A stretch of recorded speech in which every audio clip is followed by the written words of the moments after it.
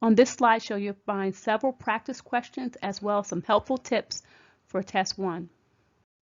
Basic information about Test 1. So you're going to want to look on the syllabus for the estimated date. But to let you know, we will have our first test just before spring break. We're currently in week 4, and so that's going to be about week 10 when we have Test 1. When you take Test 1, it will be proctored via honor lock.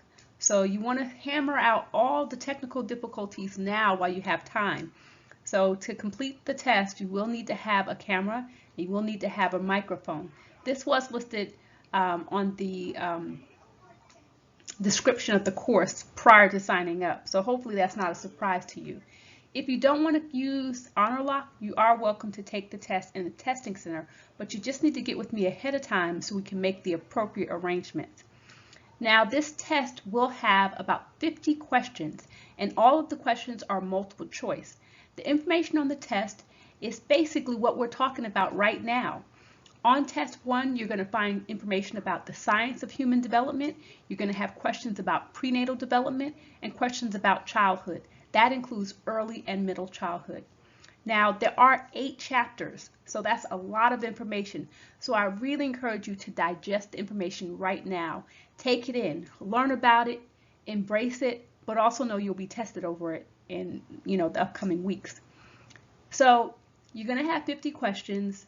It's over 8 chapters, and each question is worth 2 points. So that's a total of 100 points. Some people have test anxiety. What I want to tell you is that when you feel the jitters, you want to tell yourself that you're actually excited. It's not that you're nervous, you're excited. It's the same physiology, being excited or nervous.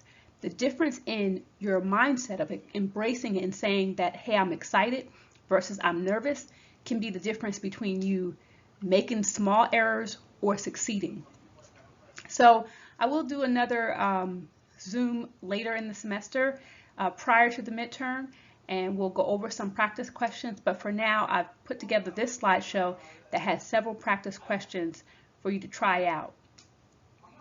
If you have questions about content, like you're having trouble understanding Bronfenbrenner's theory or Piaget's cognitive theory, or you don't get the difference between the independent and dependent variable, feel free to post a question on the questions thread, and either I or one of your fellow class members will chime in and answer that question. If you have a question that's more specific and personal, then email me. I respond to emails in 24 to 48 hours, Monday through Friday.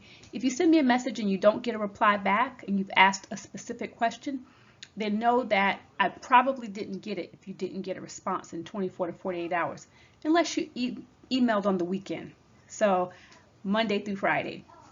All right, so that's it for this slide. Okay, so our first test goes over information that's presented in our required course textbook, which is Invitation to the Lifespan by Elizabeth Stassenberger, and it's in the 4th edition. If you have the 3rd edition, you're still covered. That's all good. And it's chapters 1 through 8. So that's broken down into 4 sections, and we're in week 8, so that's perfect. Part 1, the beginning, looks at the science of human development and then from conception through birth. So you need to know a little bit about prenatal development, what happens in the womb, and what happens when a baby's first born. And you also need to know about those theories of human development. So Piaget, Erikson, Vygotsky, Bronfenbrenner, you definitely want to know a little bit about them. You also want to know about the different types of research that social scientists conduct. So why might a developmental psychologist conduct a longitudinal study versus a cross-sectional study? Then in part 2, we'll look at the first 2 years, and you're going to find out a little bit about the body and the mind in psychosocial development in the first 2 years of life. You'll continue this trend with part 3 and part 4 for early and middle childhood, again looking at the changes from physical growth and also changes in cognition and changes in social and emotional relationships. So definitely read chapters 1 through 8 if you haven't already done so prior to taking the test.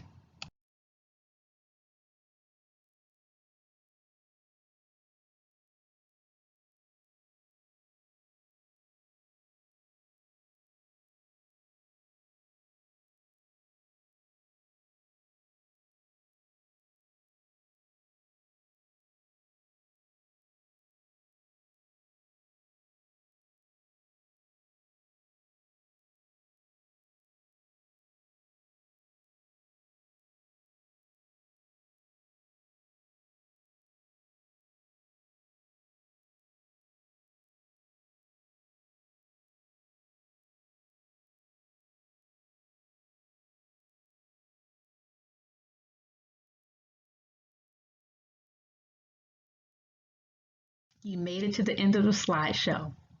Good. Now, watch these 2 videos. This is like a bonus for you, okay? I've included a video on growth versus fixed mindset and a video on grit. I'm going to give you a very, very brief breakdown, but I want you to watch these 2 videos. Both of them are short. So the growth versus fixed mindset, this is just reminding you that how you think can affect how you feel and what you do. Okay, I'll say that again. So what is going on in your head, the thoughts that are in your mind, that can affect how you feel and also what you do. And I'm sure you can recognize this as a reality.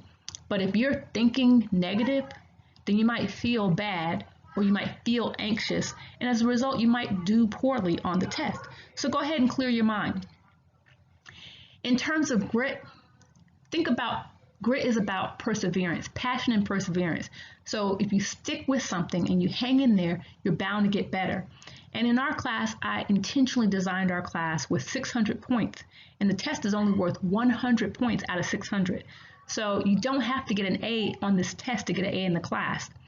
And so I'm saying if you don't score as highly as you would like, don't stress out, right? This is just one test. We have a total of 600 points. I've also created an extra credit opportunity for you, and I'm going to encourage you to complete that extra credit activity so that you can practice and study for the test and also get some bonus points. So if you have any questions, comments, or concerns, or compliments, feel free to email me at simpsa@cf.edu, and also feel free to chime in on the questions thread. We have a questions thread, and you and your class members are welcome to post questions, answer your fellow class members' questions, and I check that periodically. You can hear childhood development in the background. My kids are playing on the Xbox. But that's it for me.